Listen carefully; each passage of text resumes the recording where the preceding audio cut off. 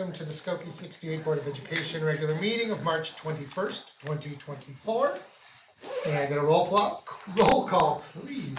Bill Jordan. Here. Joseph. Here. Bruckner. Yes, here. Rubens. Here. Sullivan. Present. Warshaw. Here. Thank you. Yeah. Wonderful, we will now open our meeting for public comment. Do we have any registered? No, we do not. Great, and we will move right on to our superintendent's reports. Our first superintendent report up for this evening is from Devonshire. I'd like to introduce Dr. Schuth, who will make further introductions. Good evening, thanks for having us tonight. We wanted to focus this time on our RISE program, which we have not presented to you since its inception in 2020, when we were in COVID. So we have had a number of years now where we've been able to grow this program and show some progress on what we've done. So this was a really good time to remind you that this is a program we started thanks to you, and wanted to show you where we're at with this program. So I'm going to just do some introduction to this as it was born out of Devonshire, but since we have grown, we've also had our new coordinator, John Stiegler, who has really run this program for the last 2 years. So he's gonna really get you into where we have come to. So RISE stands for Reaching Independence Through Support and Education, which all of us have to keep reminding ourselves, what does RISE stand for? Because we just call it RISE all the time. And so just to give you some highlights as to what happened in the first year, we started this in the pandemic, and so we had to be very careful and selective about how we approached the RISE program and how we would, who we would have in it as a result of both in-person and virtual learning and how that would go. So in the spring prior to the point of when we went out for the pandemic, the director at the time, Mrs. Mambella, had cornered Jen Salpetra, one of our veteran special ed teachers, to come on and sort of anchor this program and be the kindergarten teacher. And then we, in the summer, as we were starting to prepare for this, hired Katie Bors. So we had 2 teachers, one in person, which was Mrs. Salpetra, and then one virtual. What we ended up with were 4 kindergarten students across the district, which this is a district-wide program, but housed with us. And then we had 2 students, one in first and second grade, virtually. So that's how we began this process. Then we went into year 2, and we still had the 2 classrooms, but we knew we were growing from that process.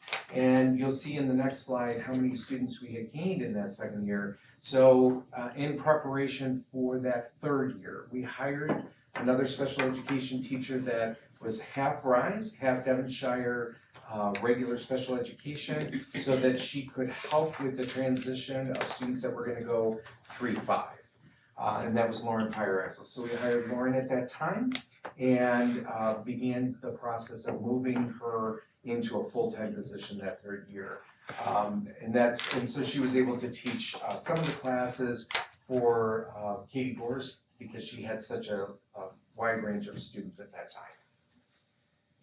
So year 2, we had gained students, ultimately ending the school year with 14, gained 1 over the course of the year. And so you can see from the beginning, we were at 11, we gained to 14. We knew we were going to grow even further, and we knew that the span of grade levels was going to grow as well. So that's what our first couple years entailed. Okay, and then we move on to the 3rd year, which John's going to present for you, and also introduce his staff to you. Hi everyone, good evening. My name is John Stiegler, and I'm the coordinator of student services here in District 68. So during that 22-23 school year, which was last year, we moved to 3 classrooms at Devonshire. What was different about this year is we also reallocated some of our related service staff. So we had 1 full-time speech pathologist and a part-time speech pathologist, and a full-time social worker and a part-time social worker, all assigned to Devonshire, to give the students in the RISE program some more dedicated support to speech and to social work services. My position was added last school year, and I do a lot of things in the department and help Sharon with a lot of stuff, but my primary responsibility is to the RISE program, so that was an addition that year too. And then last school year, our RISE team spent a lot of time developing some entrance and exit guidelines to use to guide our decision making for kids who are appropriate for the program, or after they've been in the program, when help us to decide when they're appropriate to exit the program and go to a less restrictive setting. So we looked at a lot of things when we did that. One of the things we look at is the amount and the rate of progress on students' goals and objectives in their IEPs. We look at their current placement in educational programming, and we really think about, have we exhausted everything, including what's available in general education before we move a student into the RISE program. We look at the student's level of independence, and then we develop these guidelines with the focus of the whole child in mind. So what we're really looking at here are, do students have significant discrepancies in multiple domain areas? So not just, it can be academics, reading, writing, and math, but we also look at where they're functioning with behavior, or how are their social skills, what does their communication look like? Sometimes what do their cognitive abilities look like, what are their motor skills like? So we look at all of those things when we're considering a kid or student for the RISE program, and then also what improvements have they made when we're looking at, are they ready to transition out? Mhm. If that makes sense. All right, down is forward. Down is Okay, forward. down is forward. Alright, so last school year, you can look at the chart up there, there is an asterisk in the middle of the chart, and that's there just to show that we had some movements over the summer. So if you were comparing the end of last year in first grade to the beginning of this year, the numbers do not exactly match up. We had 2 students move into the district with IEPs that specified a placement that I decided RISE would be appropriate to start the year, so that's why that's there. It just, that didn't fit on the slide nicely, so I put the note in there. As we went through the school year, we had some students enter the program, we had 2 students exit the program by the end of last school year. We also had 2 students who needed something more, and so they transitioned into NTDSE, either in a satellite classroom somewhere or to Malloy, and we ended the year around 19 students. So now this school year, our biggest change was we moved one of our classes at Devonshire over to Stetson Elementary. So we created a K through 2 section over there, and we used it as an opportunity to bring Stetson students back to their home school. So for first and second graders, they moved from Devonshire back to their home school. For some of our kindergarten students in the program, it was an opportunity for them to go from our ECC into their home school, which they weren't able to have at Stetson before. This year, I'm proud to say we're currently working on transitioning 4 students out of RISE into less restrictive placements. I think actually we finalized one last week. The other 3 are still in progress, but we're thinking by the end of the year, they will be able to exit and not be a part of the RISE program for next school year. And then this year, what we've really done as we're considering kids to come in or kids to go out is we're implementing those guidelines we created and spent a lot of time on last year. The guidelines are just that, they guide our decision making. All those decisions about what a student's placement is going to be still happen at an IEP team meeting with the parent involved and their input considered. But the guidelines just sort of help us to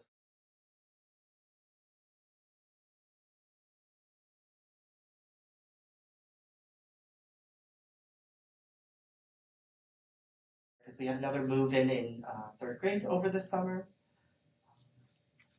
We have had a lot of students join our program this year. You'll see there's 6 who have entered since the start of the school year.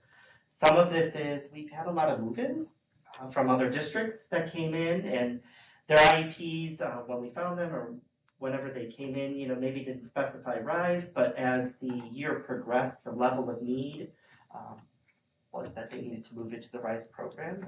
So as 4 of the 6 students were move-ins, students new to the district this year. That's where we're at the moment. So to sum up the 4 years, you can see how many we started each year, how many we ended each year, except for this year where we're only in March. But you can see that we're a growing program over the years. Some of that comes right from our early childhood center, because each year we get another small group of kids from early childhood joining us in kindergarten. About each year, we obviously go up a grade level too, so it started as a K1-ish program, then K1-2, now we're a K through 4 program. Next year we have 4th graders, I believe, so we will be a K5 program. We've had the capacity to be K-5 this year, we just don't happen to have any fifth graders, but next year we will be a K-5 program at Devonshire and at James Denson. So I am going to introduce some team members to do the next slide. So I'm going to introduce Amy Denenberg to do the next 2 slides, I believe. Amy is our school psychologist for the RISE program in both buildings, and she's also the psychologist for all of Devonshire. So Amy's a very, very busy lady. She's going to talk to you a little bit about our students' involvement in general education, and then also how related services work in our program. Thank you. Nice to see everybody. I know I've seen some faces before. If I haven't, it's nice to meet you officially. So, 2 of the really important features of a good special education program are that we have considerations and thoughtful considerations for making sure that there's general education integration and opportunities to participate in general ed programming, and also that we integrate our services and make sure that it's not just 30 minutes of speech and language or 20 minutes of occupational therapy, that is actually a part of their entire day. And so one of the slides shows the first one. So our RISE program has all of our children participating in some degree of general education throughout their day. We strive for our specialist classes, art, music, gym, library, those classes, lunch and recess, and special events. So anytime the kids are involved in anything that involves multi-grade levels or all the grade levels, we try to have them participate in that. This year, almost all of our students participated in general education science. We had a few students for whom that was a little bit overwhelming. I think we had to make some special considerations for only a couple. And we are moving more and more of our students also into general education social studies. So this is done very carefully. It's done on a child-by-child basis to make sure that it's a good fit. And we also have as many of these students, when they go in there, getting the supports that they would get in the RISE program as well. So we have teaching assistants who are there to guide them through and make sure that they have anything specialized that they need to be successful. And then, thank you. Okay, and then the second piece of a really well-formulated program is the integration of services. So this was something that was very important to us that was talked about when we were discussing making this program a strong part of our District 68 process. And so having the related services happening directly in the RISE program. So it would be speech happening with a series of kids who are already in that classroom. It would be very natural, so the kids don't have to go somewhere different for speech. It minimizes the transition, so the kids are able to kind of just stay and not have to move from place to place on a constant level. It allows more opportunities to generalize the skills because you have more adults learning it at the same time. So even when the speech pathologist is in the room, the general education teacher, or even the occupational therapist, can have heard what was going on and use those strategies directly in what they're doing. And of course, constant collaboration. It allows us to not have to look for that, individual slot, but actually it can happen live as things are happening. One of the big things that we had to negotiate the first year, and we have found very helpful, is we struggled with common planning time because we had folks working across so many different grade levels, and finding the time, to get everybody together was challenging. So we were able to coordinate at the end of our first year getting adaptive physical education and music therapy, which are 2 therapies all of our children benefit from, actually to work in conjunction, back to back. So at the time when we started it, one group, we had 2 classrooms. So one group got adaptive PE, the other one got music therapy, and then they switched. And it gave us about an hour period of time each week where we could have our team meetings. We've had to kind of shift that and change it around a little bit, but that is still not just important that the kids get these therapies, but that we use them also for the benefit of planning for the kids. Any questions? Thank you, Amy. Please. I think I'm the one talking about coaching and professional development. So our staff, our teachers, our related service providers, and our teaching assistants do receive coaching from a variety of different people and support. As coordinator of student services and as their administrator, I coach my staff quite a bit, but we also use our district's board certified behavior analyst, that's Alice Belgrade Moss, who works full-time in the district to support behavior in all of our buildings, but she spends a fair amount of time with our RISE staff as well, helping to set up classroom management plans, but also individualized behavior plans for students. We also purchased some coaching through the instructional coaches with NTDSE. So we have Jen Sobaki, who's one of their coaches who comes, I think this year about 1 day a week on average to work with all 3 of our teachers on some coaching strategies in their classrooms. As Amy just said, each of our teams, so that would be our Stetson team and our Devonshire teams, are able to meet weekly to discuss students so that we can review data, talk about what's going on with the student, prepare for IEP meetings and parent conferences and all of that. Look at interventions, plan additional interventions. So we use that time to talk about students. And then we do use some of our Monday PLC early release times for the entire RISE team in both buildings to meet to kind of go through more of a formal professional learning community type of process. And the reason we use those Monday meetings is between 2 schools and between all the grade levels of both schools, that really is the only time where I could get the teachers from both buildings together. We don't meet every Monday. Sometimes, Dr. Schuth or Dr. Humer need their staff at their building meetings, so they go to those sometimes. Sometimes they have other things through the district they need to go to, but we do use those throughout the year to work on things and collaborate together and move our instruction forward. Dan, you're talking about our advantages of the RISE program. So some of the advantages of the RISE program, as stated up here, is being able to build community-wide throughout the building a sense of empathy and kindness. When you have a diverse set of students from cultural backgrounds, as well as from a disability background, as well as from other backgrounds, you're formulating that community to really think about students from all different kinds of lenses. So our students get to have that opportunity to meet with one another, collaborate with one another, and learn from one another in a way that if we didn't have a program like this in our building, they would miss that opportunity. Sure, there are special education students within every building that are dedicated to that building, but there's not a lot that they can see the various ranges of disabilities and students, and to be able to celebrate those individual points. So that's one of the main things that comes out of the advantages of that. But as you can see, we really looked at some various things that are happening here, students being educated and served in their neighboring schools. We're not sending everybody out to Malloy or to a satellite class, and we're very fortunate to have had a lot of satellite classes within the district, so there is some of that happening. But oftentimes, if their needs are greater, they may need to go to Malloy, so they're really disconnected from their neighborhoods and their and the kids within their neighborhoods. So this really brings about those natural play dates that would form.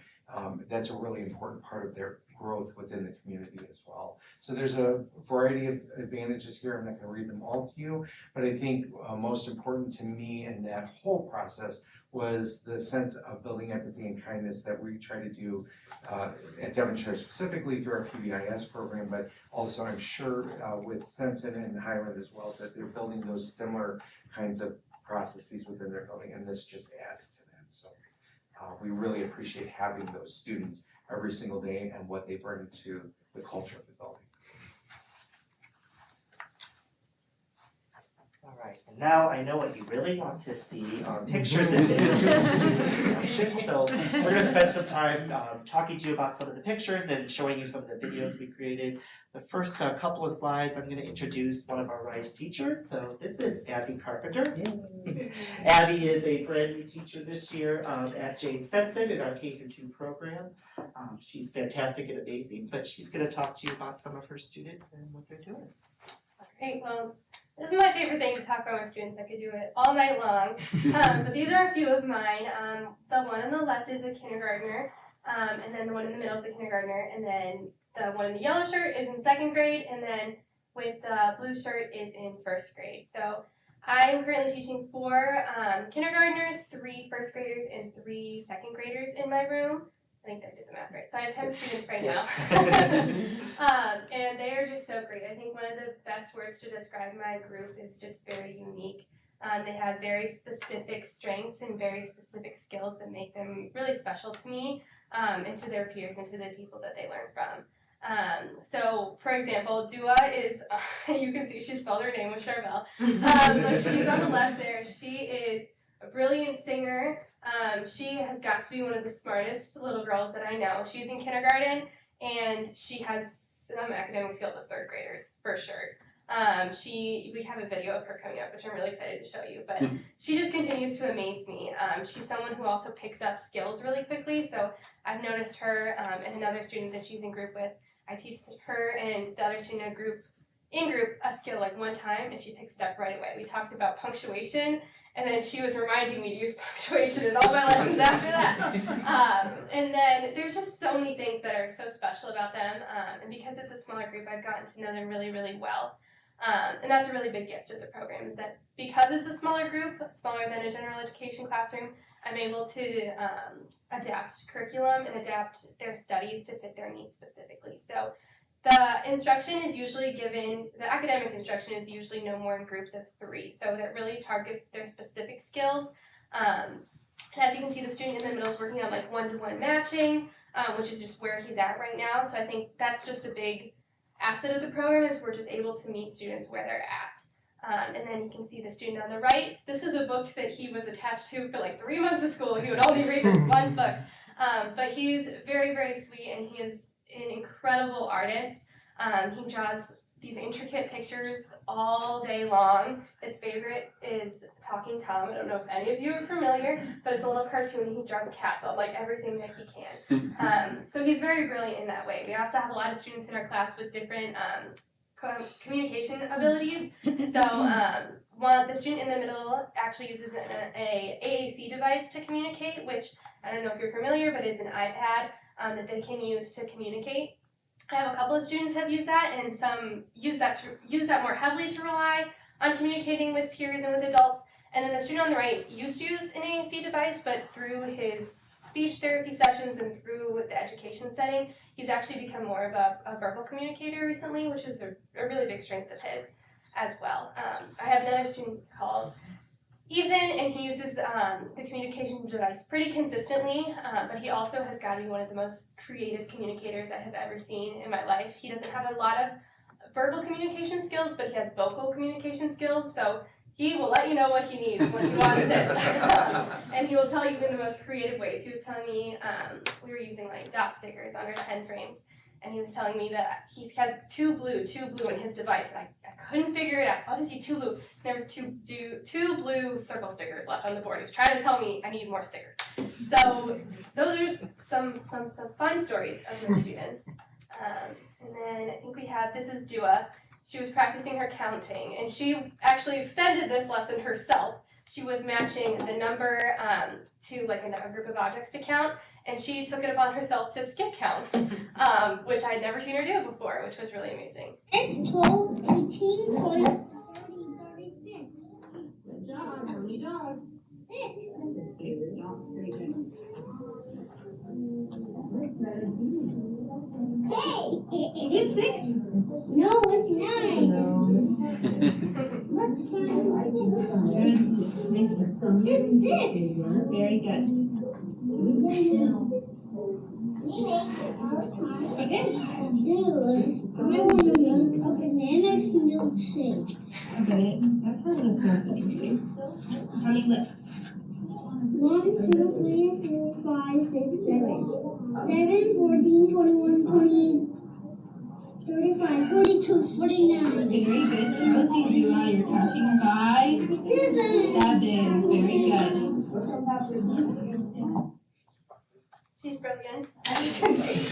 Like any classroom, you see a wide range of abilities. Yes. I'm just gonna 6, 12.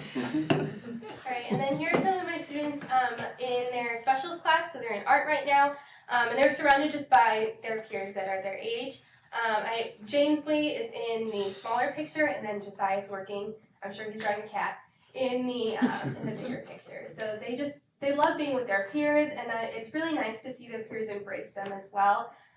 When they come to the room, everyone just celebrates them and calls them out by name. And then look forward to seeing their peers in class. So it's just a really great thing to see when I'm not in specials all the time, but when I'm able to pop in, I can see them being successful with their peers and also just expressing their unique talents in different modalities as well.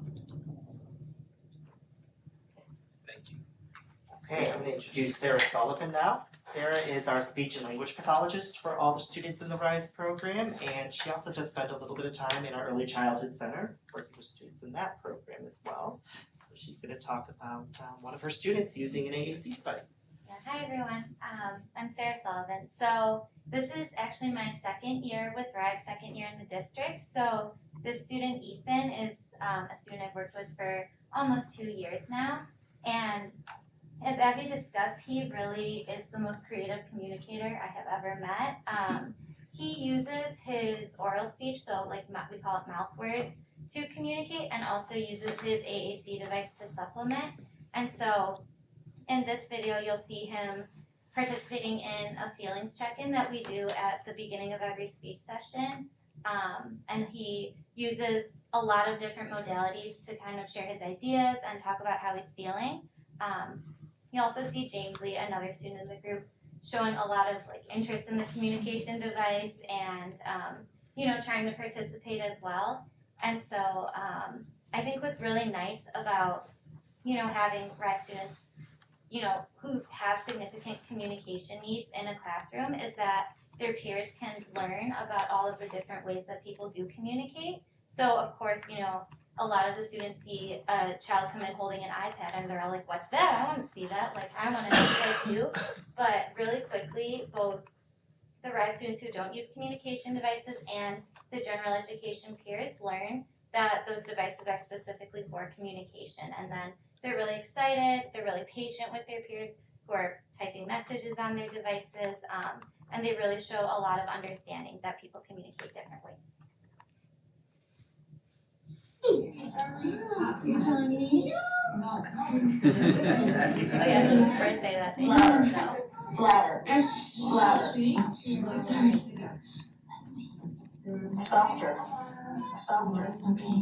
Ethan, how are you feeling today?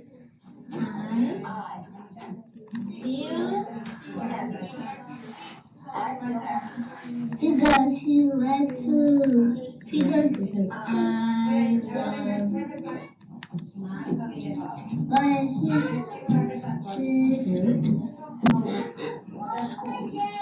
I feel happy. I love school. And you'll see too, in that video, sometimes he's like faster than I am on the device. Like I'll be trying to find something, he'll be like, no, and then he'll find it himself, so. I know it's always hard with the video.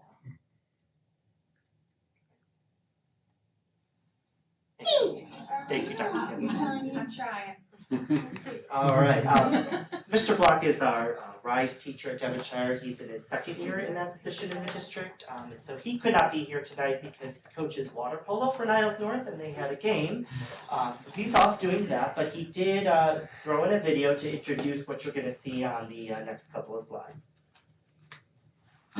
Hi board members, my name is Matt Block. I am the kindergarten through second grade RISE teacher over at Devonshire Elementary. What you're about to see is a Friday activity where we partner with Mr. Douglas's fifth graders who are in the IOP program in special education to do a little bit of reading.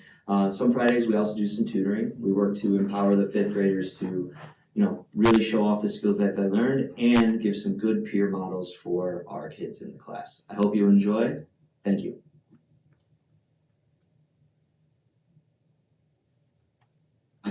I will. If you wanna play the video on the left.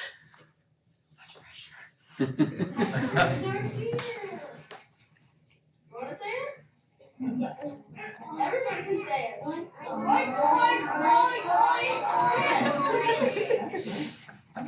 Do it again.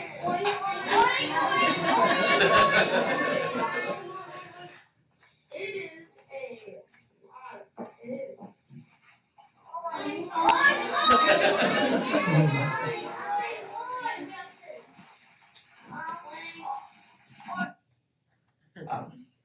That student that was reading aloud actually was in the RISE program a couple of years ago. There's one student who has exited, still receives special education in less restrictive settings and he's in gen ed most of the day, but he's now one of the readers in Mr. Block's classroom. And then on the left, you have a different reader. I think that's Nyla in 5th grade. And I don't know what Nyla wants to be when she grows up, but I do think she has perfected the way an elementary teacher holds a book out for a read aloud, like everyone in the room can see it. She has the perfect, that's the perfect picture right there. All right. Oh, too fast, sorry. So Sarah took these pictures actually, and they're not from speech groups, but she's gonna talk about what's going on. Yeah, so those are some of the students in Mr. Black's class participating in math workplaces. And so what I think is really cool about these pictures is you can see that not only is it just, an instructor showing the children how to do something, but they also have access to manipulatives because that really helps them to, conceptualize different things and really supports their engagement in a lot of these activities. So on the left, that is Qasim and Ibrahim. And they're both, very strong in their math skills, I would say, especially Ibrahim. Ibrahim tells me every single date what it is. So, as soon as March started, he's like, March 17th, St. Patrick's Day. This date is my mom's birthday. Just really has a strong sense and understanding of numbers. And then on the right, you'll see Tierica. She is one of our teaching assistants. She's also leading a small group for math, and she's working with Alian and Hamza, who are two of Mr. Black's students as well. All right, I took these pictures, so I'll talk about that. I went into science a few weeks ago and watched some of our 3rd graders from our RISE classroom at Devonshire in action. So what's happening here is they were studying inertia and friction, and they were doing an investigation that involved, the car on the book, which was propped up or elevated a little bit on a slant, and there was some sandpaper under it. So they had to write a prediction of what they thought would happen and then have it happen. So on the left picture in the top left corner is Diana. She's a 3rd grader in our RISE classroom, and this is her group of other 3rd grade peers from general education. So on the left, they're writing down that prediction, and on the right, they're letting the car go down right there. And then in this picture, you'll see Sophia on the left in the blue shirt, who's also in our program. On the left, you also see Miss Peterson, our science teacher at Devonshire, and what she's doing is she's talking with the group about, what their prediction, helping them to come up with their prediction, formulate that idea. And then on the right, her peer, that boy that's sitting there, is helping Sophia get her idea down on paper. So that's a good example of peers helping each other there to complete their work. I have a few more things here from the speech. So this is a picture of some of Miss Barrezo's students participating in speech groups. So we played headbands that day. So, the students, they each get a Disney character and they have it on their headband, and the other students have to give them clues to help them guess which character it is. And so, full disclosure, for these pictures, I let them pick which characters they wanted to take a picture with. So on the left, and the picture on the left is Eden, and she has Maleficent, and then on the right is Brisa, and they're both working on describing and, expanding their language so they can help other people to understand them more. So we work a lot on describing with them, because if they're not understood, then they can tell somebody something like, oh, it's, a person with red hair, if they don't understand that they said Ariel. And so what's nice about this, you can see in the background of the first picture that another student is working at a different table, and that's usually where Miss Byrizel sits. So a lot of the time during my speech group, like if I hear the students doing something really great, I'll be like, hey, Miss Byrizel, like listen to this. Or she sometimes during her groups will be like, oh, like Miss Sullivan, did you hear this? Do you have suggestions for this? So it's really nice to be able to, even when I'm running a group in her classroom, be able to kind of get a sense of what else is happening with the other students outside of speech group as well. I also thought it was really funny because the girls in this class, they sent me an invitation to a Taylor Swift party that they're having next Friday. And so I walked into Devonshire today, and on my desk was this invitation that said, you're invited, Taylor Swift. And I'm like, oh, cool. But when I got there, they pretended to have no idea what I was talking about. And then, but they're really excited about that. And Michael there on the right, he's very adamant that he's not going to the girls. They're, yeah, it's controversial, but they're excited about it. Funny you mentioned that, because Eden said to me today after school, "Are you going to the Taylor Swift party?" I was like, I'm not sure what you're talking about. I don't know that I was invited to that. Now it makes sense. I didn't have to know that, so. Yeah, everyone's invited. Everybody done Except Thank you. I'll have to come back to it. He's not a Swiftie. So this is Miss Fireisel, who also could not be here tonight. Miss Fireisel has, she was the teacher that started the second year of the program that did part-time RISE, part-time special ed outside of RISE. She is in graduate school and has a final exam tonight. So that's why she's not here, but she is going to introduce our last couple of videos and pictures. Hello everybody, my name is Lauren Fireisel. I am currently teaching 3rd and 4th graders within our RISE program. I have been working in the RISE program for the last 3 years at Devonshire Elementary School. In the following slides, you will see Eden completing a lesson from the Wilson Reading Program of Me. This program is a multi-sensory program for reading and spelling that we use as a supplemental reading curriculum within our RISE program across grade levels. You will also see another student, Henry, who is explaining what he completed during his small group instruction time using the Reading Mastery curriculum. Reading Mastery is a direct instruction program that is a supplementary reading program that we use in our RISE program as well. One activity that is highlighted in later slides is my 4th graders participating in this year's music concert. They spent many special class periods with their general education peers practicing their Beatles tribute concert songs. During music, they memorized song lyrics as well as performed a song using their recorders after practicing with their classmates.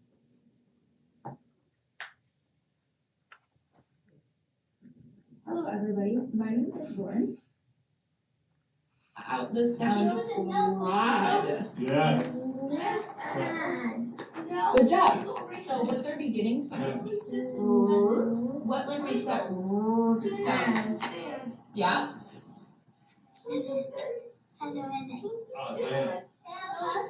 Yes, Eden. What's our like octopus? You got it. And our ending sound?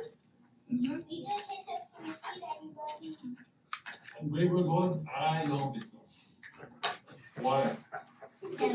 Yes, you got it, girl. What word did you spell? Okay, now, here's the next Great now. job, Eden. Anything you want to say to mom and dad? Oh, that's so sweet. Honey, tell us what you did today. Wow.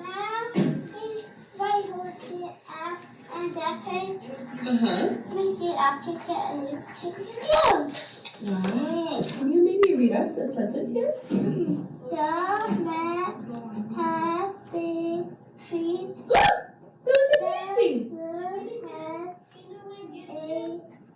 hat. Hi, Lee. Anything you want to say to mom today?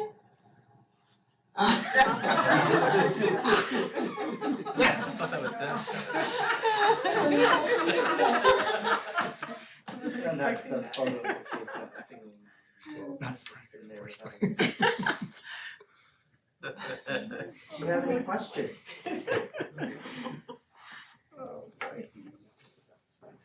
Thank you, Mimser, for everyone, Thank you. especially our 3 teachers that came out tonight. They started their spring break today at 3:00, so they're on spring break right now, and they chose to come to our board meeting, so thank you very much for that. Thank you. Have a great spring break. Yeah, since I've recovered, it's been doing it. Alright. We move on to our strategic plan goal update. I would like to introduce Dr. Samajedi to talk about social emotional learning in the whole child. Yeah. All right. So we are talking about social emotional learning and the whole child tonight. Sharing where we are with some of the objectives that fall within that part of our strategic plan. This is the goal of that pillar in the strategic plan. I really to think about each child as a a whole human, and all of the complexities that help our kids grow and thrive. So as I said, we have multiple objectives that fit within that pillar. I've clustered 4 of them together because really the work that we're doing is hard to solely identify just one objective that I could speak to. So you'll see in the 4 boxes 4 of the objectives. So thinking about how to develop that full range of human potential, promoting healthy behaviors and choices, empowering our students to advocate for themselves, and then promoting curriculum and structures that really help enhance resiliency and social emotional well-being. So some of the work that we've been doing is the formation of our SEL committees. Each of our buildings has an SEL committee. We have a district SEL committee, which I've spoken to you about previously. So work within that to make sure that we are supporting our students the way that they need to be supported. We also, in our new social studies curriculum for kindergarten through 5th grade, and then in both of our new science curriculums for elementary and for junior high, there are call to action pieces that are part of the design of those curriculum, and then also an inquiry design. So really getting kids to think about how they interact with their world and what they can do to be change agents within those units of instruction. We have a partnership with Candor for health presentations to our 5th through 8th grade students. We have multiple ongoing structures and practices that we use in the district, our SEL Universal Screener, our implementation of Ruler, our SEL curriculum, different presentations that support students and parents, such as our Be Seen, Be Heard presentations, our foundations and PBIS work that's done within each building. Our outdoor education helps promote learning in a different way for our 5th grade students. We have multiple old orchard supports, like our vaping prevention supports in the bathrooms that we've heard about here. The signs of suicide program, see something, say something, and then an outreach system for students to get social work assistance if they need it. And then upcoming next school year, our curriculum review cycle has the health curriculum slotted for a review. So thinking about looking at that curriculum and the pieces that we have in place and what might need to be tweaked or changed beyond that. So another objective is to provide our students with as many opportunities as possible to really kind of widen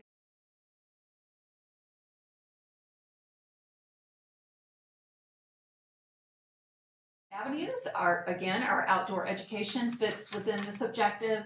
All of the after school clubs that we've been able to kind of resurrect after COVID, starting some new ones, some partnership with the Park District in that regard. We also are the beneficiaries of a cultural arts grant through the Village of Skokie. It provides $750 per school, which helps the schools bring in cultural arts assemblies for students. So that is a nice thing to have. We also have a partnership with the Chicago Philharmonic for tutorials with band and orchestra students. This year, the Chicago Philharmonic reached out and let us know that some pretty robust grants that they had received that allowed them to come to our schools for basically free were no longer existing. And so we had to think about, they give a proposal for this is the amount of time that we can give, and this is about what we think it would cost. What are you able to pay? And the district with Dr. Garwood and Ryan made a decision to help fund that, and so we were able to contribute $5,000 actually out of some title grant money to offer that to the Philharmonic to continue the services, and they agreed. So we're really happy to be able to continue that partnership. We were a little afraid that with their grant disappearing, so would the services to our students, but that was not the case. All sorts of fun, music, concerts and ensembles for our students that they're able to participate in. The YOU program that's run at Old Orchard is another example. Summer programming that we offer for our students, including our newcomer students. The AVID program is another example of a different opportunity for students at Old Orchard. And coming up soon, the solar eclipse viewing across the district with fun glasses that are in the hands of each principal now. So a lot of fun things there. Another objective is for us to implement restorative practices for students at all schools. All administrators participated in a day-long training in restorative justice at a facility called New Root Learning in the city this past July. We've taken that learning and kind of grappling with exactly how to roll out restorative practices at a larger level at our schools. So we're continuing to investigate different professional development opportunities for all staff, looking at exploration of different curriculum that could be possible. That's part of the SEL committee work, the district SEL committee work that we've been doing. Old Orchard has launched building circles in their building. Mr. Hanson presented that a few months ago to you.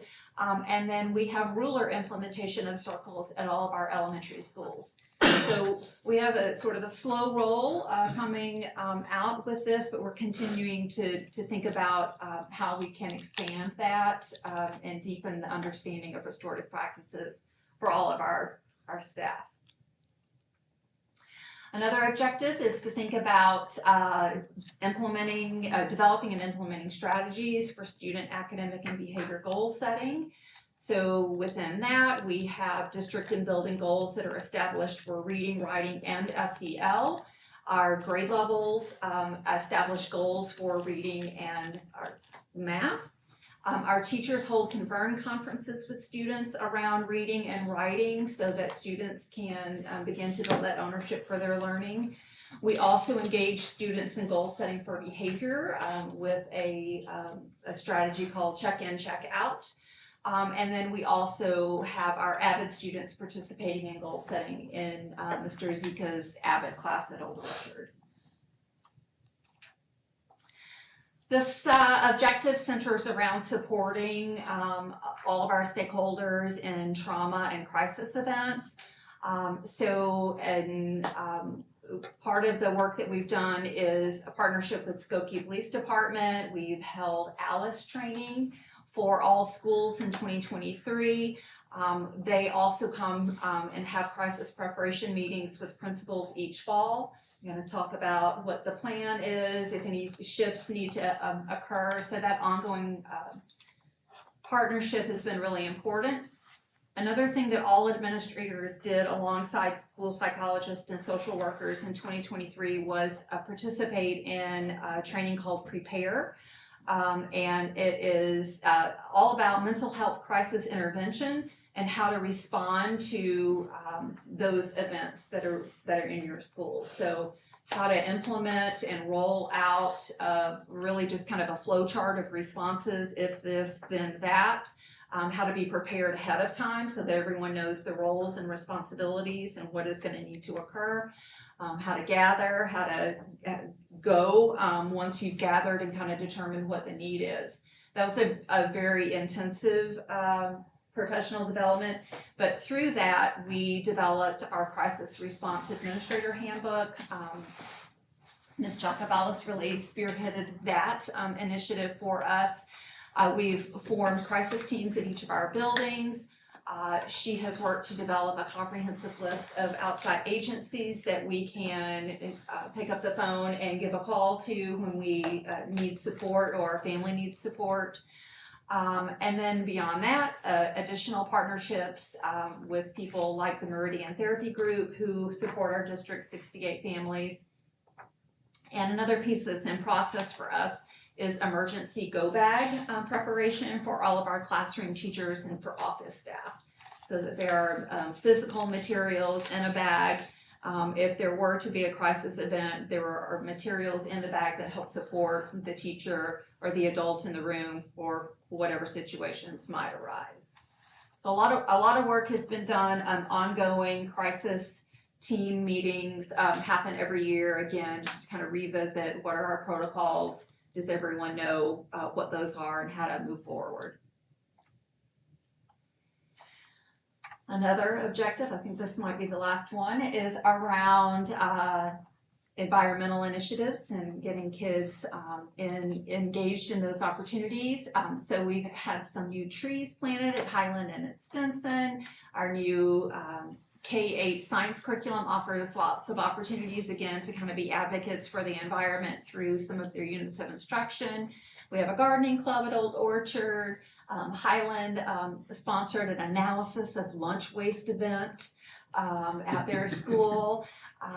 Outdoor education, again, kind of falls in to this objective as well. And then we continue to think at leadership about what additional opportunities we can find and offer up to our students. Any questions?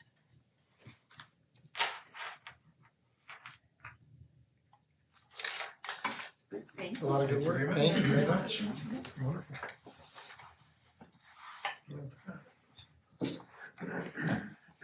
And to you. I have a couple of very short topics here. First of all, if you had a chance to see in the board memo, we have an EL learning team that's starting up. I think April 11th is the first date.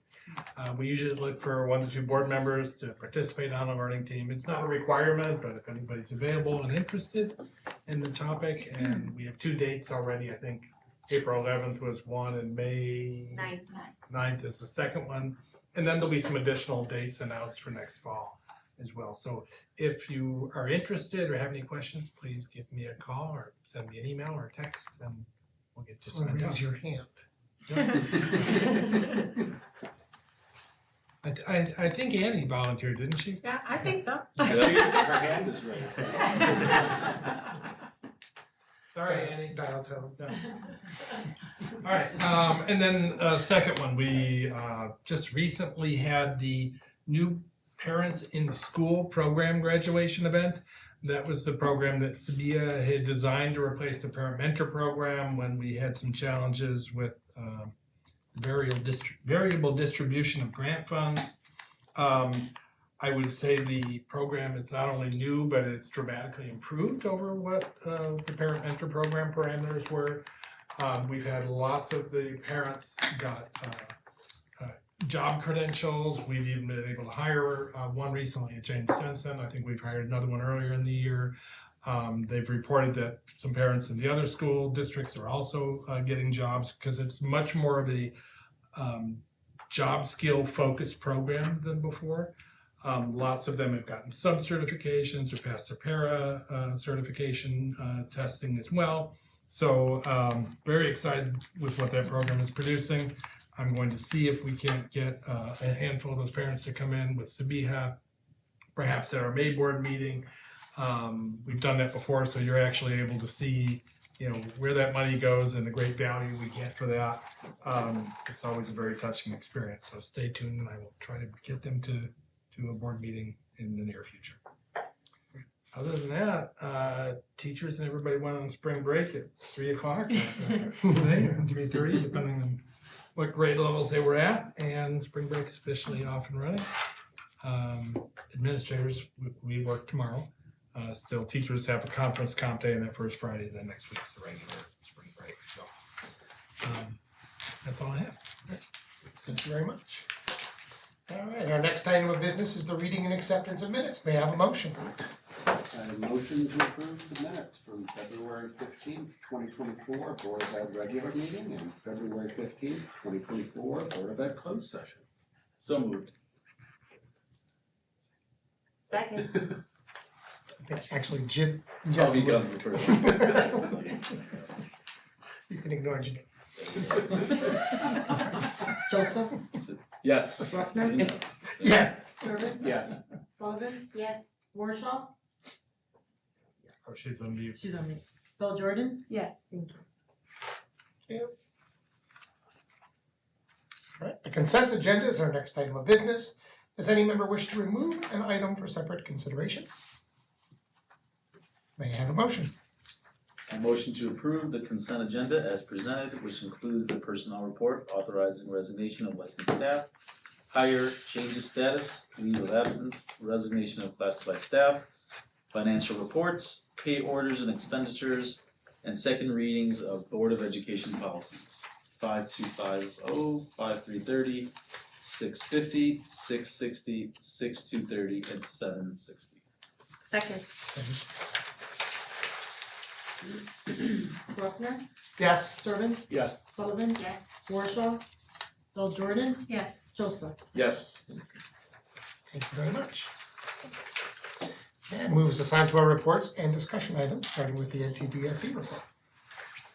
I had the pleasure of attending two NTDSA related meetings, one for the CFC committee, that was the committee that District 219 has in partnership with some districts. And they were showing the implementation of a new science curriculum and are working actively on initiatives to try to create proposals that they can give to sort of make certain curricular services available to districts where they're meeting them where they're at. So if they're looking for a new curriculum designed for one particular unit, then they can be offering that sort of like a menu of services similar to what NTDSE does in terms of its stuff. So that's on that committee. And then at the NTDSE meeting, we had a lovely presentation from their music therapy program staff, which was replete with all kinds of wonderful videos, very similar to the kind of thing we saw here. And so they're doing really great work also in the satellite classrooms within the district and providing good district services there. And then the other thing was that there was a couple of state awards for some NTDSE staff, which were really exciting. One was from the Illinois Alliance of Admins for Special Education for one of NTDSE's staffers. The other one was going to one of the administrators who does a lot of the training in the state for AAC kinds of communication devices and has actually been shipped out all over the country to start providing some of these trainings. So he got a big award from ISB recognizing his work. And then it's very important to note, because this comes up in every single NTDSE meeting, about the Raptors basketball team. This time they went to state where they won second place, so that was very exciting. We get to hear them practice every time we have an NTDSE meeting. The architects had said with the addition on the building that it would actually be soundproofed, and I can affirm that that was not a realistic expectation. And then the last bit was probably gets into the ed red territory, but I assume you're going to talk about SB 3606 maybe? What about? Okay, in that case, all I'm going to say about it is that Taryn Kedrick, Executive Director, has been very big on supporting that particular initiative going through the legislature, which when I've looked at it seems to make a whole lot of sense. And from there, I allow our illustrious leader to move on to the next presenter. While we're on top, before we move on to that next one, I do believe we had a district staff member receive a Friends of NTDSE Yes, there is. I award. think we've gotten more in 68 than anywhere else. He happens to be in the room, Greg Hampson. Oh.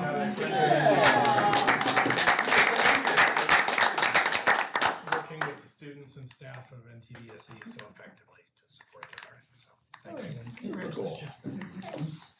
But yeah, you don't need me to transition, let's segue right into Jeff's report. So this is definitely the time of year where the Ed Red meetings get longer and there's a lot more often an ask for people to step in and get involved because the legislature is in session. The bill that Noel mentioned is a bill that, if it passes, it would equalize high-cost special education spending and the outplacement of students to outside therapeutic schools, primarily what that involves are residential programs. It's supported by Ed Red, it's supported by NTDSE, and it has a lot of activity. There were about 3,500 witness slips on both sides of it. Three of them, so. Well, I hope that you were all three on the yes side, because there were about 2,000 on one side, about 1,500 on the other. And the big hurdle for that bill was getting out of committee, which it did. So once it's out of committee, that's still only in the Senate. There is a House version. They'll see if they can continue the momentum, but it would be a nice benefit for our district and our community. I trust Taryn in particular, sort of implicitly, with her assessment of it and judgment on how it would serve the special education students of our district. So I was really happy to see that it made the big hurdle that they were pushing to get through. A couple of the other ones are topics that I brought up from past meetings.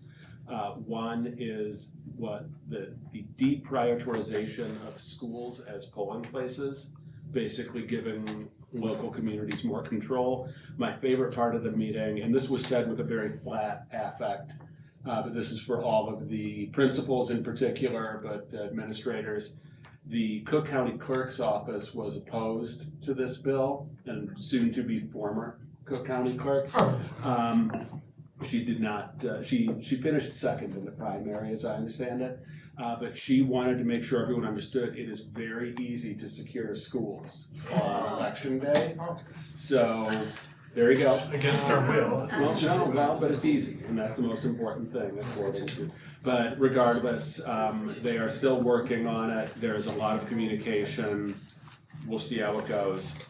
And then local legislators around this area continue to push for a grant, which would be the first of its kind for newcomer students, is how they are framing it, so that it's inclusive. I've talked about this before with the influx often of migrant families, but it's not solely migrant families into districts.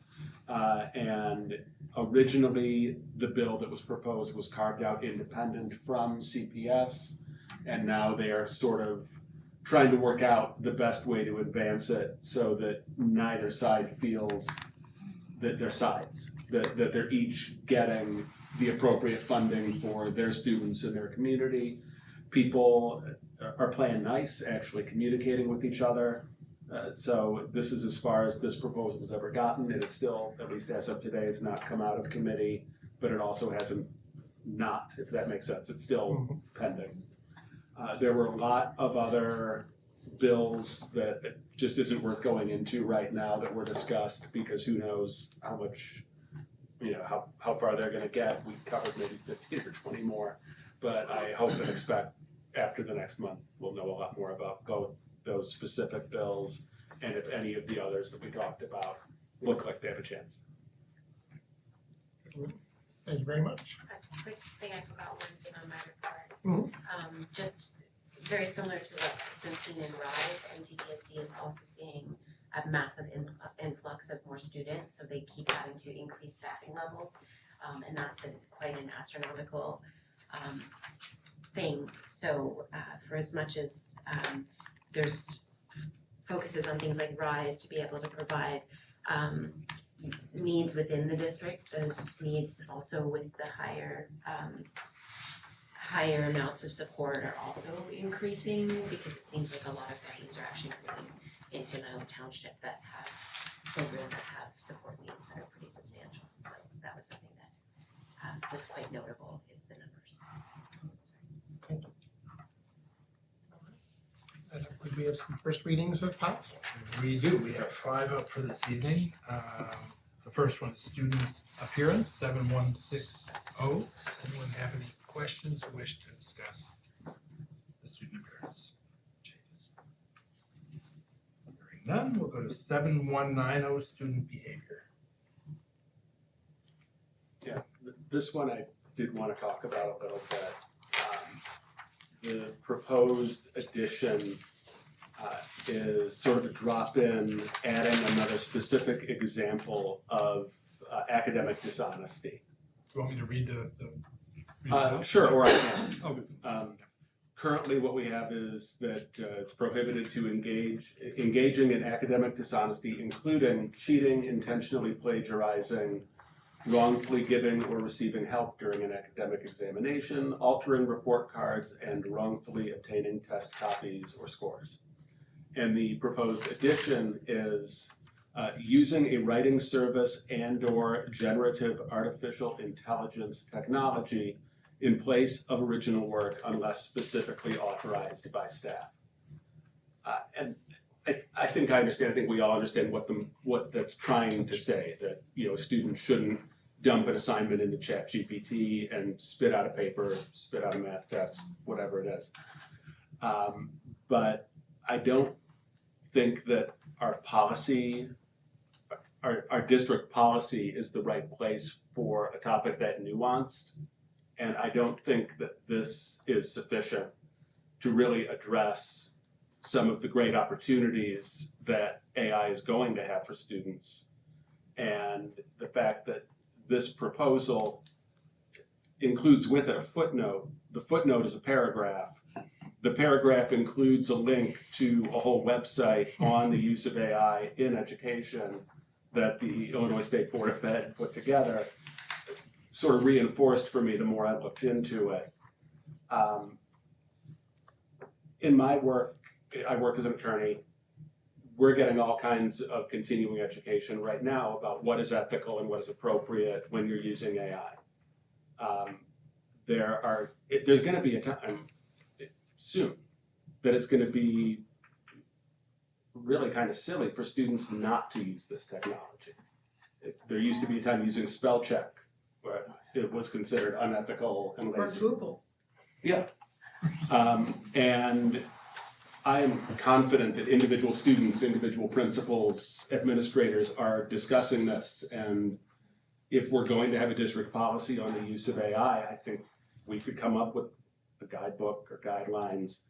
But I think just this one sentence takes a very complex topic and unnecessarily plugs it in here. We already have academic dishonesty, cheating, and plagiarizing included. And I just don't think we need to add this optional one. I'm not looking at me. Turn to the policy committee. Well, you know, thank you. Because I think, and I shared this out, I think, with my policy committee partner that this is a good and healthy conversation. You know, I don't believe that all of our academic policies are always a step behind our new technologies. Heck, our laws are a step or two or three or four sometimes behind our new technologies. And I think our classroom pedagogy and school policies are similarly not often up to date with the generative way that new technologies are enhancing the teaching and learning environment. So I want to start by saying that. And I also admit that, you know, my teaching background is in journalism and things like that. So the, you know, sources and the veracity of research, you know, I in the early days of Google, you know, I didn't let my students in my journalism class use Google as a source. They had to use, you know, primary sources and things like that. So I want to offer that context, but I do think that in today's climate, these are technologies and databases that are very well respected and commonly used. That said, I do think that we should, and you know, have another, you know, a higher education colleague here, an education colleague. I do think that we should think about, and maybe not be too quick to not include language, but to think about the fact that AI can be used appropriately and inappropriately, like every other tool. Cliff notes and all of those things. Especially in the current media environment. And so I think that perhaps us thinking about some language indicating a caution or prohibition of extensive or singular. I was trying to come up with words to counter, to be more specific that we might be comfortable with. Extensive or singular use of AI in the submission of student work is something perhaps that gets us closer and more definitively. And then you do have that huge paragraph and hopefully classroom level conversations and best practices for using AI. But I do not want us to be remiss in recognizing that AI can be used like every other tool too extensively and too singularly in the classroom context. And so I was trying to come up with terminology that might help us feel more comfortable with something specific as opposed to a complete removal of it. So I sent that ahead to my colleagues for thoughts, but I'll just throw that. I mean, I would say just like from at the high school level, the way that we do it in 211 is that there is it obviously affects the English department probably more than any of the others. And with AI, there was like an agreed upon district protocol of, because our English teachers are equipped with knowing how to detect what percent of a given assignment was AI generated. They kind of come up with their own rubric of this is what is acceptable and this what isn't. Because for all of us who went to grad school, so like we talk about skeleton of a paper and then you make it your own, right? But when you talk about, and I literally had a kid last week where it was like, I saw the paper, I'm like, and the teacher showed me the screenshot, it's like 60% AI. I'd say, yeah, that's basically just plagiarizing like half of it, more than half of the paper. So I think I would agree with Katrina where you want to put the language in that there's something there, and then trying to get to like an actual understood protocol across the districts, across the schools of like, this is what would be acceptable and this is what would not be. But then it covers us of AI is something that we are, we are foreseeing, and then having like a district-wide protocol of like, this is what the accepted amount of use is. Because like you said, it is going to be something that's going to be part of our, some of us are using them for like rec letters and all sorts of different things. Yeah. Because it does help with certain things, but you still personalize it, you still utilize it as a resource. So I think it could be a matter of the vernacular of like when it's not a resource and that's like you're just submitting or something like that. So I think not including it at all would be us not connecting with what's currently happening. But I agree, I think like adding a little bit more vernacular to it and setting an actual standard for the district would be a good thing. And we do have some teachers that have started to incorporate it into their teaching, so when they've sort of given permission, this is how you can use it, then it's acceptable, sort of how this refers to unless specifically authorized by staff. I guess the concern would be if we're assessing a child's writing skills and they were to hand something in wholly generated by AI, we're not really assessing the writing skills and thus not getting a good read on how we're teaching either. So, And not developing the students' writing skills. I'd really be curious as to what you would have to say. I have some things. Yeah. The first thing that so we were developing our own policy for our unit at the request of the college because the person who's responsible for academic misconduct is getting so many professors that are using the AI detection tools and et cetera, et cetera. The first thing that he wanted to note, and I'm gonna note here, is those detection tools are not very good, and you can actually cause a lot of harm to a student by accusing them of using AI when they did not.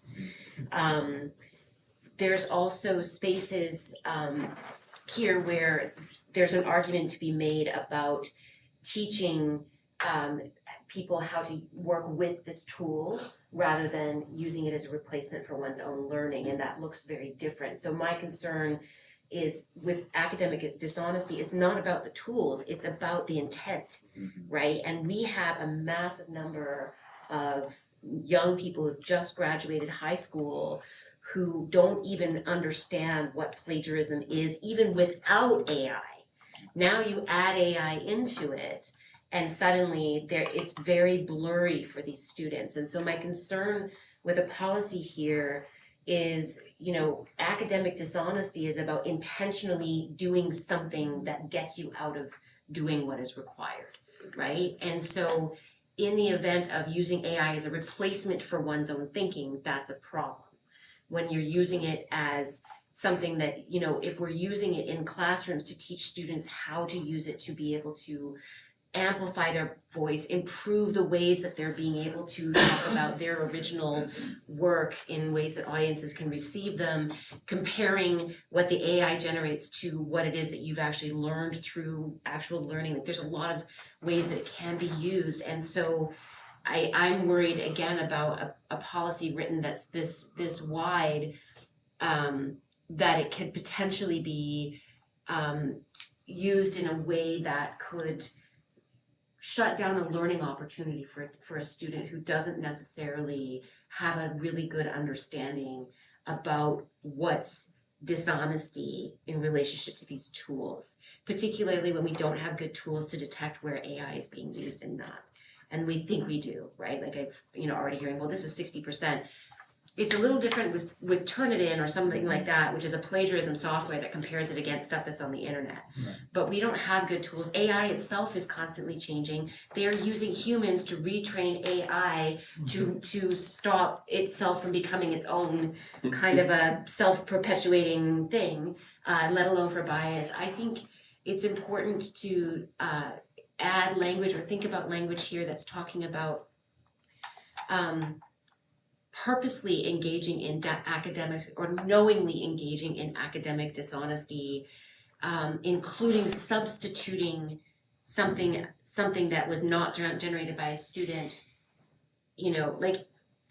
I think this is worthy of a wider discussion here, because my concern is that if it's written too broadly, it could potentially be applied in places where it could actually shut down a learning opportunity and penalize a student versus helping a student understand how to use a tool, which is becoming more and more sophisticated, also stupider, and and helping students think critically about the ways that this tool can be used without having it think for a student, right?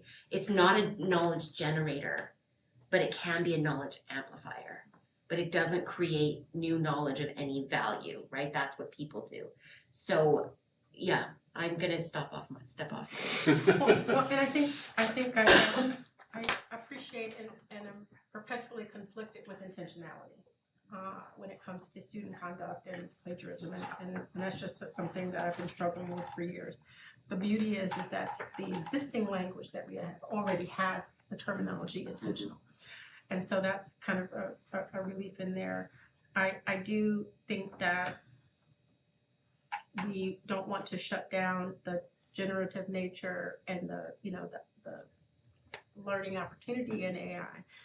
Given that this is a policy about student behavior, I'm trying to make more discrete what this particular policy is looking at. This isn't necessarily about curriculum or generative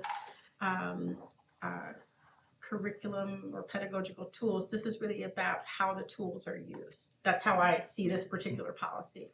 And so I think it deserves some thinking about identifying as a marker to let our students know about the carefulness with which these wonderful tools should be engaged. And I think having some language that points to the carefulness is a learning opportunity in of itself, because it suggests that there's something, this isn't something you should just take on without some guidance or knowledge. Everything that you described I think is wonderful. I don't know if the average student in 10th grade has a sense of the power and the capability of what AI can do in the way that you described it, and hopefully they'll get there and be able to use it as a tool. But right now I see this policy as trying to be a trigger for, okay, attention student, when it comes to AI, maybe not to use it, but something to indicate appropriateness or under certain guidance or something, so that there's some indicator that there's a responsibility that comes with using this tool. That's kind of where I was leaning, because this is a policy around student behavior. It's not a curriculum policy. And so, I'm looking over at Christy, because I'm not trying to create an artificial line, but given what this policy is, it's about how we are engaging behaviorally. And if we assume intentionality is a variable, still intentionally using AI, to replace, and I was, messing with language, to extensive or singular use to replace one's own work. And I think you said it better. I just think that there's a space for us to not over define it, to keep it open enough for it to be generative, but to flag it for our learners. Our students are learning, especially in K through 8, right? They're learning. And I think we have a responsibility to kind of be the first place where they recognize the responsibility of using these tools. So I'll stop there too. And just to go back, the fact that the three of you all work in academics, all clearly have experienced this, encountered it, have very nuanced and slightly different perspectives on it. That was why this was a red flag for me. I'd really like, not tonight, but to get the input of principals and teachers. Is this a solution in search of a problem? Or is this something that really we need to deal with more broadly as a district? I just don't think a clause in a sentence is really going to serve anything to advance what we're trying to do to educate students on how to use this, to make sure that we're being uniform across the district in how we're doing it. I think the policy is an entirely different thing than the teaching and learning component of it. Absolutely, our exercise here is to, figure out how to handle the policy, but I think that it does not exist in isolation from the formative exercise that we have. I would love to, also have a sense of, I think we feel responsible for the language, and we're educators, but we're also not teaching our children in this district, and so, I don't know if that's appropriate, but I would love to kind of get a sense about, how far comfortably are we in defining that line. I think some line is important, but I agree wholeheartedly that we don't want to line our students up for a fear, right, of using any aspect of this for if you're being accused of, you're not doing their own work. So that doesn't put us at a concrete place, policy committee, but I think it's really healthy discussion, and we don't have to decide today, right? Because this is first reading. How could we move forward with So this? this portion of the policy change is an optional portion. So we could adopt, we could not adopt. We could bring this back for a second reading and adopt everything, all the changes but that, and then, figure out a path forward to continue discussing the AI portion if people would like. So there's several options there. Is that something that could be like line item under like plagiarism versus behavior? Like, could that be something where if we're trying to define it for that specific, because right now it's under student behavior, could that be something that becomes like a sub policy Like under its own- specifically under plagiarism, because then it's more delineated on. I mean, it does start out engaging in academic dishonesty, including cheating, intentionally plagiarizing, and then it goes into the new additional language, using a writing service or generative artificial intelligence technology in place of original work, unless specifically authorized by staff. Well, I also don't want to get on the dance floor here in terms of, administrative roles versus governance, but I would feel more comfortable in having an option of not accepting the language if we had a sense of whether these are conversations happening in our district, in the teaching and learning sphere, because our children are going to go to high school and the stakes get really high. You're accused of plagiarism or something, and it follows you. And then these are the children trying to get into colleges and trying to get reference letters. So I feel exceedingly responsible as the technologies grow to provide our students with the tools and knowledge. And I don't think policy is enough. If our exercise is policy and we choose to, not accept it, it has raised something that's bubbling up to the top in terms of, well, how are we talking with our students about these new media technology, in particular AI? I have to assume in our writing classes, it's a conversation, but what about in our history classes? What about in our STEM classes? So I would feel more comfortable if I had a sense of how these topics are being engaged at the district, so that it's not, policy isn't the only driver, right? So that we know we're having conversations to the point about there's opportunity here, but we have to teach our students how to use these technologies, and it's going to be too late if they learn to use them after they've not used them properly, and then they're kind of lined up for misconception of their work. I would think that as our capacity as educators grows in District 68 on how to incorporate AI, how to teach kids the do's and don'ts, then I think that would make a lot of sense. I would also be curious to reach out to 219 and find out what they look like. That would be great. If they have, a similar prohibition and we're more loose about it, are we setting kids up, to go there and I would love to experience see that something? So we language. can look into that too. I don't know that it's the only thing they have, but I do have one work product, however you wanna call it, that the 290 put together. It's much more than this. It's a longer document. Yeah, I'm sure they Provides- Is it in the grapple with student this handbook? much more. Is it in the student I handbook? don't remember. I'll pull it back. I'll pull it up and I can forward it to. We might be able to get some, Yeah. some language there. There might be a possibility here of basically saying this without saying it quite so specifically. Intentionally submitting work not generated by you in like, or you know what I'm saying, like where it doesn't have to sort of say unless specifically authorized by staff, but rather intentionally submitting work that you didn't have a substantive part in creating or something, but that, you know. I was thinking, singular use of an alternative generative source, something that to distinguish it's not all you.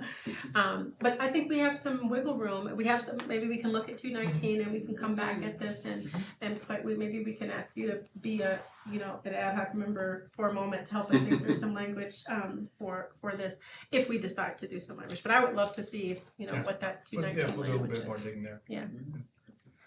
So I'll bring this back to a second reading without that piece while we further investigate the other avenues and get some more information. That sounds good. Sounds good. Thank you, Jeff. Yeah. Thank you. Next one is 7270, administering medicines to students. Questions? 7290, suicide and depression awareness. 830, visitors to and conduct on school property. That concludes the policy portion of this meeting. Thank you very much.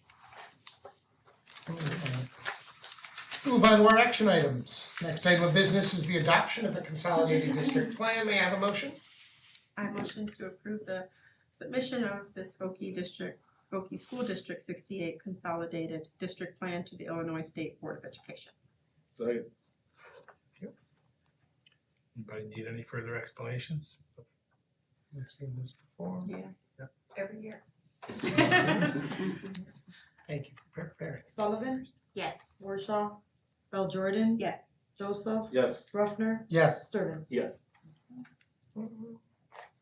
Move on to the approval of the Title I school-wide plan. May I have a motion?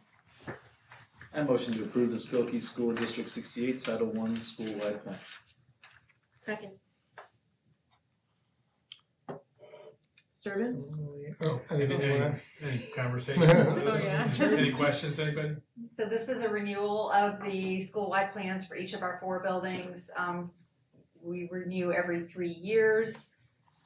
School-wide hits a tipping point when you reach 40% or more free reduced lunch. We're well above that in some of our schools. In my memo, I included a chart to show you kind of some of the changes at a couple of our buildings in particular. But this allows us to use title money for all of the students in the school rather than targeted students. Any other thoughts or comments? Just noting the Yeah. difference Those in numbers are 21 to 24 for a lot of variables, but thank you. Yeah. Stearns, Yes. Sullivan, Yes. Warshaw, Bell Jordan, Yes. Joseph, Yes. Ruffner. Yes. Next item of business is the approval of the 2024 through 2027 ELL Parent Center Intergovernmental Agreement. May I have a motion? I motion to approve the 2024-2027 ELL Parent Center Intergovernmental Agreement. Second. So this is the agreement we brought to you in draft form at the last month's meeting. It's for 3 years. Essentially, just about everything in the agreement is the same except for the per pupil rate.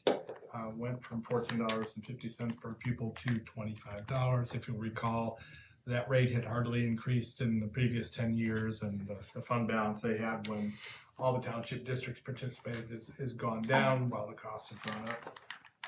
All the member districts have already approved the new agreement, so I'm hoping you will join us and do the same. Any questions? Warshaw, Bell Jordan, Yes. Joseph, Yes. Ruffner, Yes. Stearns, Yes. Sullivan. Yes. Move on to the approval of learning spaces phase 1 furniture purchase. May I have a motion? I motion to approve the authorization of the Learning Spaces Phase 1 furniture purchase in the amount not to exceed $706,801.37. Second. Is this Ryan?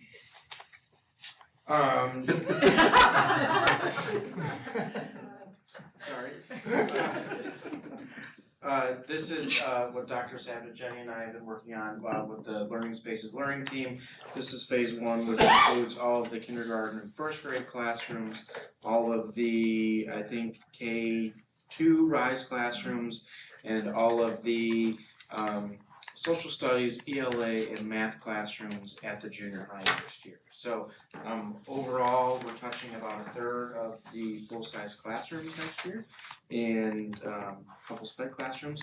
A large part of the purchase, we're able to come out of Title I funds because we're using it for like reading intervention tables and things like that. So I'd say roughly About 84,000. Yeah, so that's great. A good chunk of it. So, Yeah. And this is our first step towards completing an action item that was in our previous strategic plan that got tabled when COVID hit. So this one's been long.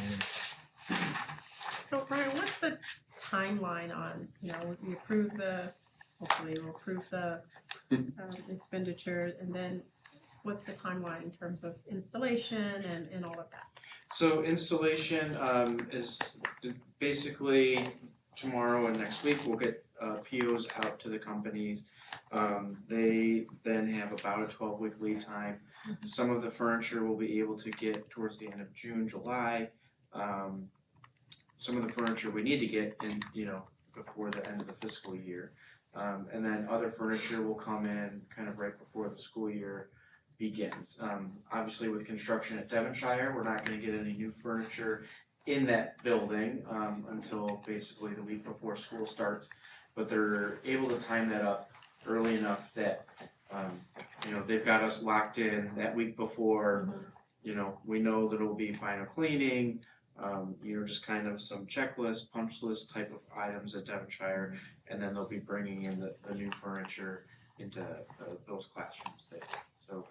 So AY 24-25, our teachers are expecting that this will be in place, academic year 24-25. For those, for K1 and then at the junior high, ELA, math, and social studies will all have new furniture. And then next year, we've got 3 phases in the plan, so kind of rolling it out over a 3-year timeline. We're able to make adjustments, kind of roll up also at the elementary school. So those first graders that have it next year will then also have new furniture. So when they are able to work with how to manipulate the furniture, use it in different classroom settings, hopefully that experience then they'll be able to take on the second grade the following year, kind of work that way. Thank you. Great. Other questions? Bill Jordan? Yes. Joseph? Yes. Ruffner? Yes. Sturbins? Yes. Sullivan? Yes. Warshaw? Thank you. All right, lastly, there were 2 requests and responses for information under the Freedom of Information Act during the period of February 9th through March 14th of this year. On February 20th, the district received a request from Ed Finkel of Evanston Roundtable seeking information about the count of administrative staff and the respective departments, as well as the number of teachers categorized by grade level. Response was sent on February 21st. On March 12th, we received a request from Helen Oliver from Quadient requesting information on contracts, including model numbers and lease dates for all mailing equipment across all locations. We responded March 19th. If there is no further business to come before the board, I call for a motion to adjourn. A motion to adjourn. Second. Joseph? Yes. Ruffner? Yes. Sturbins? Yes. Sullivan? Yes. Warshaw? Bill Jordan? Yes. This meeting is adjourned.